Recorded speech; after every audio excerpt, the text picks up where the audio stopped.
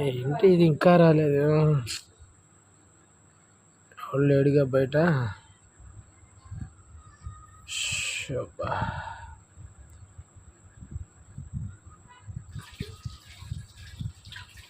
Time ఎంత అయింది? Phone చేద్దాం ఉండు.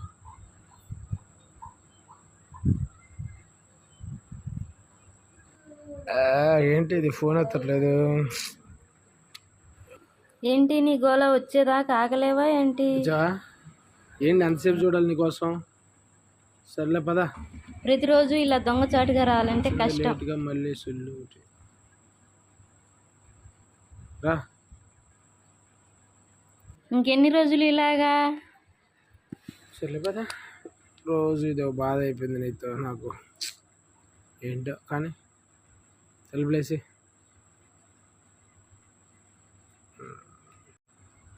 కూర్చో. వస్తున్నా ఉండు. దాన్ని బయట పడుకోబెట్టి వస్తాను. రామ్మ బయట పడుకో. ఇప్పుడు వస్తాను.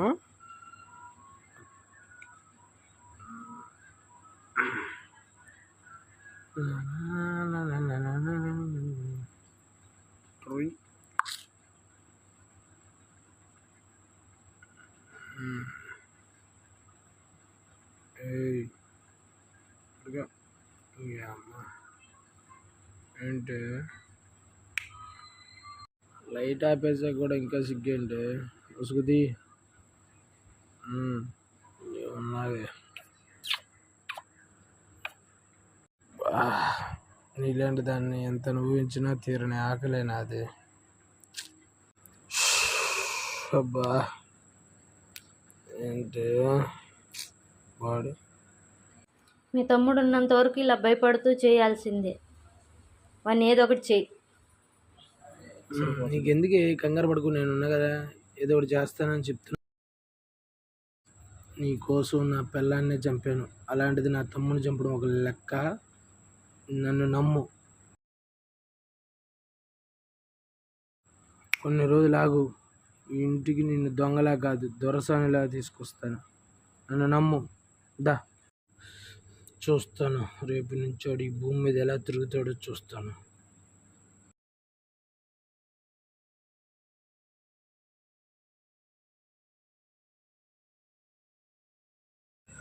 అన్నయ్య ఈరోజు నైట్ కూడా వచ్చేసరికి లేట్ అయింది. నువ్వు చిట్టి తినేసి పడుకోండి, అన్నీ వండేసి పెట్టాను.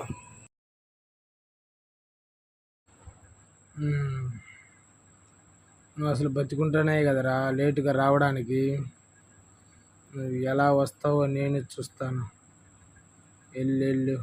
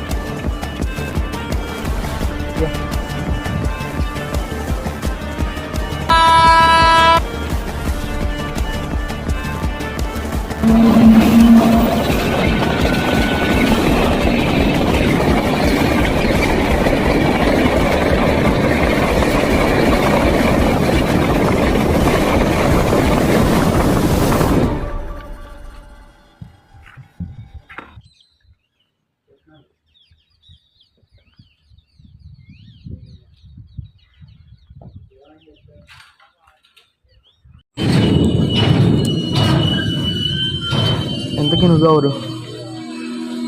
మీ అన్నయ్య ఫ్రెండ్ని. ఎగ్జాక్ట్గా నేను అక్కడే ఉన్నాను, నీకెలా తెలుసు? నా గురించి తర్వాత చెప్తా, ముందు నీ కథ చెప్పు. నా గురించి పెద్దగా చెప్పుకోవడానికి ఏం లేదు. చిన్నప్పుడే అమ్మా నాన్న ఇద్దరు చనిపోయారు. అప్పటి నుంచి అమ్మా నాన్న అన్నీ అన్నయ్య అయ్యి నన్ను చూసుకుంటూ వచ్చాడు. కానీ ఈరోజు నన్ను ఎందుకు చంపాలనుకున్నాడో అర్థం కావట్లేదు. ఇంతకీ మీ వదిన ఎలా చనిపోయిందో తెలుసా? యాక్సిడెంట్లో చనిపోయింది. సరిగ్గా చెప్పు. సరిగ్గా చెప్పడానికి ఏముంది, ట్రైన్ యాక్సిడెంట్లో చనిపోయింది. నీకు ఇంకా అర్థం కాలేదా? ఇందులో అర్థం అవడానికి ఏముంది? ఈరోజు నిన్ను ఎలా అయితే చంపాలనుకున్నాడో ఆ రోజు మీ వదిన్ని కూడా అలాగే చంపాడు. అసలు ఏం మాట్లాడుతున్నావు అర్థమవుతుందా? అయినా మా వదిన్ని మా అన్నయ్య చంపడం ఏంటి? నువ్వు నమ్మినా నమ్మకపోయినా ఇదే నిజం. అయినా మమ్మల్ని చంపాల్సినంత అవసరం మా అన్నయ్యకి ఏముంది? ఇప్పుడు పాయింట్కి వచ్చావు. ఆ రోజు మీ వదిని చంపింది ఈ రోజు నేను చంపాలనుకుంది ఆస్తి కోసం కాదు, ఒక బజారు దానికోసం. ఆ రోజు మీ వదిన్ని కాపాడలేకపోయాను. ఆ తప్పుకి ఈ రోజుకి బాధపడుతున్నాను. నువ్వు చేసిన తప్పు సరిదిద్దుకునే అవకాశం వచ్చింది. సరిదిద్దుకుంటావా లేదో నీ ఇష్టం.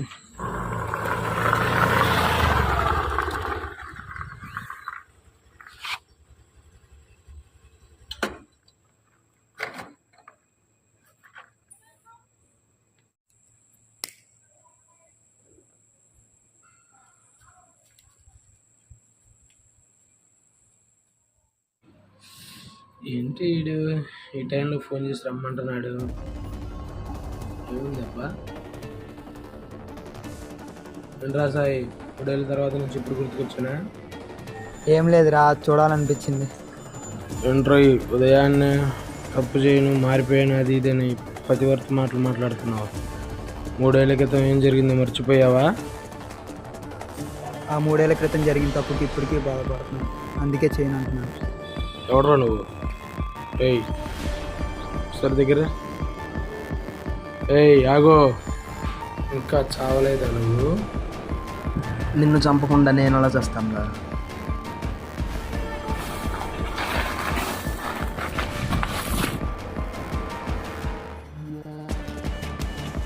ఏయ్ ఏంట్రా నువ్వు? ఒక్కసారి చావు దాకా వెళ్ళొచ్చు, మళ్ళీ నా చేతిలో చావడానికి వచ్చావరా నా కొడక?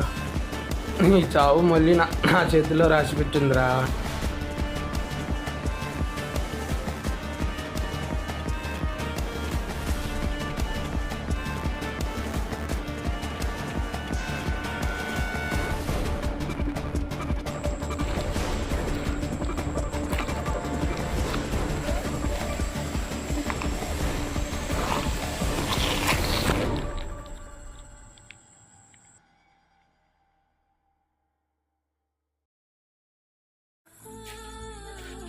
పేరుకు వదినైనా చిన్నప్పటి నుంచి నన్ను సొంత తల్లిలా చూసుకుంది.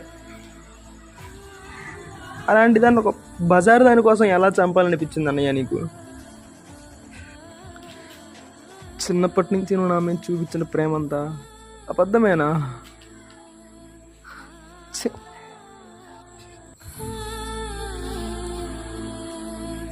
ఎవరు అనుకుంటుంటే విన్నా, పుట్టిన ప్రతి ఒక్కడు చస్తాడు, చచ్చిన ప్రతి ఒక్కడు ఏదో రూపంలో మళ్ళీ పుడతాడని.